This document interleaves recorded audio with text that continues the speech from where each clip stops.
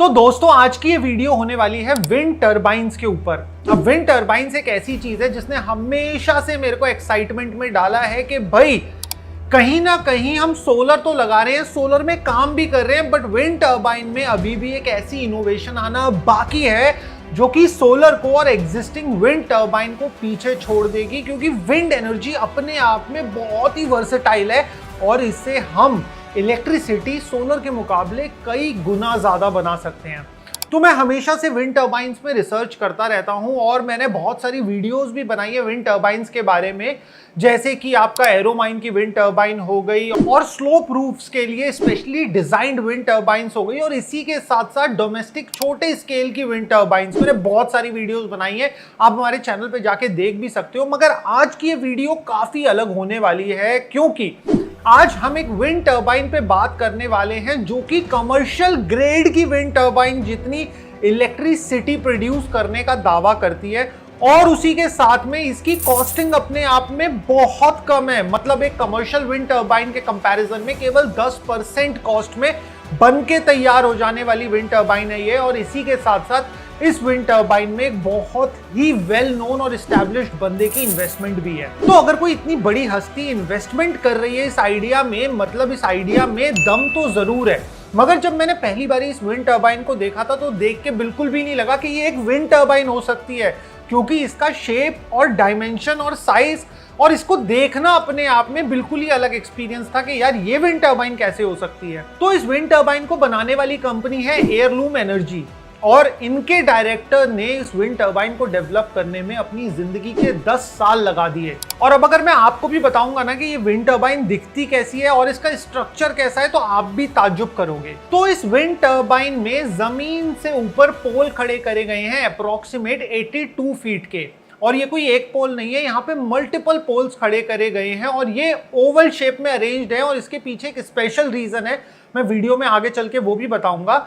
और इन्हीं पोल्स पे एक मेटल फ्रेमिंग लगाई गई है जिसमें एक रस्सी चलती है। अब ये रस्सी स्पेसिफाई तो नहीं करा कि भाई किसकी है, जूट की है, मेटल की है, बट हाँ एक रोप चलती है इसके अंदर जो एक स्ट्रक्चर लगा हुआ है उसमें, और उसी रोप से माउंटेड हैं 33 फुट लंबे ब्लेड्स। तो इन वाले ब्लेड्स को एरोफॉइल शेप डिजाइन दिया गया है, जैसे ही हवा चले जिससे कि ये वाले ब्लेड्स घूमने लग जाएं उस ओवल शेप में, और इन वाले ब्लेड से अटैच जो रस्सी है वो भी घूमने लगती है, और जैसे ही रस्सी घूमती है तो उससे एनर्जी ड्राइव आउट कर ली जाती है। मगर इसके पोल्स का साइज सुन के, इसके ब्लेड का साइज सुन के आपको लग रहा होगा कि यार ये तो बहुत बड़ा सेटअप है, बहुत बड़ी विंड टरबाइन है। मगर इसके कंपैरिजन में अगर मैं आपको एक एक्चुअल विंड टरबाइन बताऊंगा जो कि चाइना ने अभी रिसेंटली लॉन्च करी है, वो तो 50 मंजिला ऊंची विंड टरबाइन है।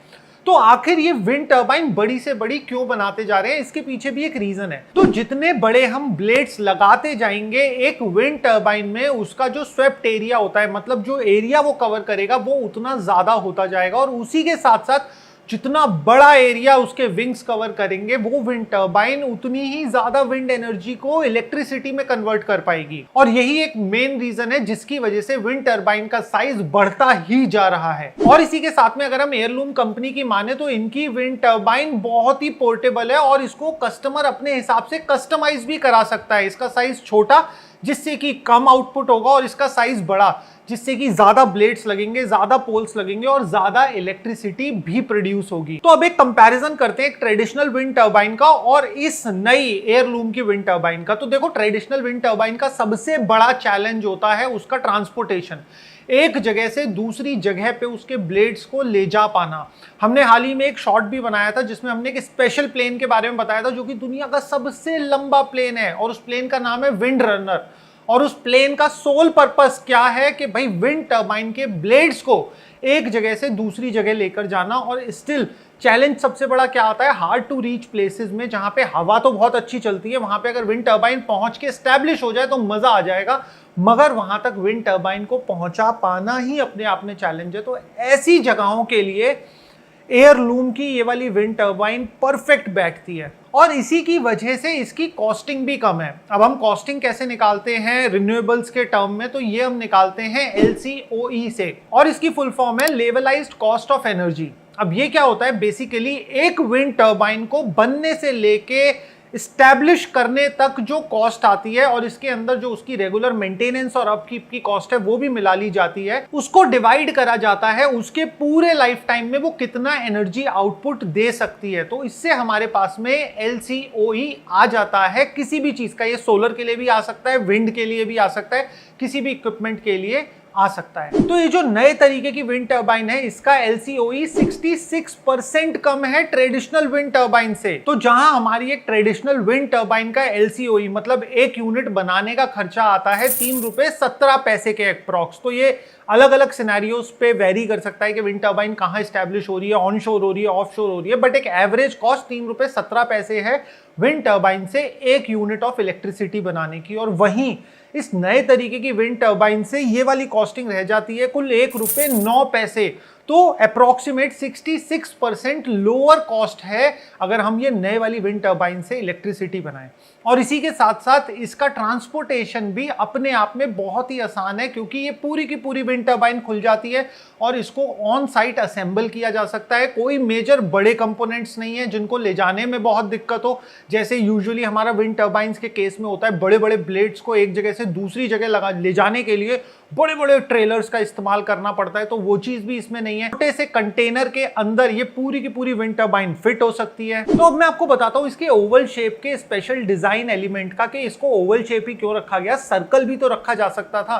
तो ओवल शेप रखने के पीछे कंपनी का कहना यह है कि इससे हमें एक लार्जर स्वेप्ट एरिया मिलता है। जैसे मैंने आपको स्वेप्ट एरिया एक नॉर्मल विंड टर्बाइन के केस में बताया था, उसके विंग्स से देखा जाता है। इनके केस में अगर ये विंड टर्बाइन को ओवल शेप में बनाते हैं तो इनका स्वेप्ट एरिया बढ़ जाता है, जिससे ये ज्यादा विंड को कैप्चर कर पाते हैं। और इसी के साथ साथ इस कंपनी ने $4 मिलियन की सीड फंडिंग उठाई है।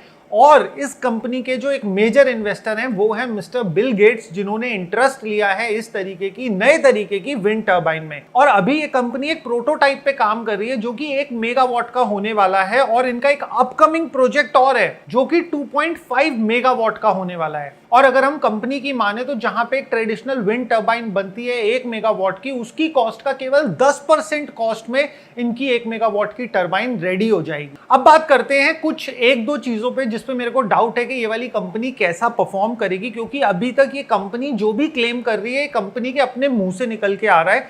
कोई भी थर्ड पार्टी टेस्टिंग फिलहाल नहीं हुई है। फिलहाल हम बस ये जानते हैं कि बहुत पढ़े लिखे और बहुत ही वेल एस्टैब्लिश्ड लोगों ने इस कंपनी में अपना पैसा डाला है। बट अब जो पहला पॉइंट आता है डाउट का, वो ये आता है टर्बुलेंस का। तो जो हमारी ट्रेडिशनल विंड टर्बाइंस होती है उनको जानबूझ के बड़ा बनाया जाता है, एक तो वो ज्यादा विंड कैप्चर कर सके, और उसी के साथ साथ अगर उनका ब्लेड जमीन के ज्यादा पास होगा तो टर्बुलेंस होने का बहुत ज्यादा स्कोप रहता है। तो उस टर्बुलेंस को अवॉइड करने के लिए विंग्स को बहुत ऊपर हाइट पे लगाया जाता है, और एक स्टैंडर्ड रूल ऑफ थंब है कि विंग से नीचे 30 फुट की जगह होनी चाहिए जिससे कि टर्बुलेंस को अवॉइड करा जा सके। मगर ऐसा कुछ हमें इस वाली विंड टर्बाइन में देखने को नहीं मिलता। ये टर्बुलेंट विंड्स का सामना इस विंड टर्बाइन को करना पड़ेगा, बिकॉज ये ग्राउंड के बहुत ही पास है, और ग्राउंड के पास की विंड में अक्सर टर्बुलेंस रहता ही रहता है। तो इस चीज को ये लोग कैसे दूर करने वाले हैं ये अभी तक कंपनी के किसी भी एग्जीक्यूटिव ने क्लियर नहीं करा है। और इसी के साथ साथ जो दूसरा इंपॉर्टेंट पॉइंट आता है वो ये आता है कि पहले भी पास्ट में एक कंपनी थी 1980 में जिसका नाम था ट्रांस पावर, और उस कंपनी ने भी सेम कॉन्सेप्ट पे सेम टाइप की विंड टर्बाइन डिजाइन करी थी और वो सक्सेसफुल नहीं हो पाई थी। बहुत सारे रीजंस में से हम एक रीजन ये भी मान सकते हैं कि उस समय पे शायद टेक्नोलॉजी इतनी डेवलप नहीं थी, हमारे पास में एरोफॉइल स्टडी करने के लिए कंप्यूटर प्रोग्राम्स उतने ज्यादा फंक्शनेबल नहीं थे। बहुत सारे रीजंस हो सकते हैं। तो यहाँ पे ये भी एक पॉइंट निकल के आता है कि पास्ट में अगर एक कंपनी यही सेम कॉन्सेप्ट पे काम कर चुकी है तो आपके सक्सेसफुल होने के चांसेस ऑटोमेटिकली कम हो जाते हैं जब वो अनसक्सेसफुल रहे हों। तो कमर्शियल ग्रेड की विंड टर्बाइंस की तो हमने बहुत बात करी है, मगर हमने जिस हिसाब से सोलर को लोगों के घरों पे लगते हुए देखा है, हमने कभी भी विंड टर्बाइंस को उस स्कोप में लगते हुए लोगों के घरों पे नहीं देखा। आखिर इसके पीछे का कारण क्या है, और उन कंपनीज का क्या जो कि बहुत छोटे लेवल पे बहुत ही छोटे साइज की विंड टर्बाइंस बना रही है डोमेस्टिक यूजर्स के लिए, क्या वो एफिशिएंट है, क्या वो एकदम बेकार है? तो हमने डिटेल पे बनाया है, उस पे भी एक वीडियो। अगर आप वो वीडियो देखना चाहते हो तो देखो इस साइड आ रहा होगा, आप क्लिक करके अभी के अभी देख सकते हो।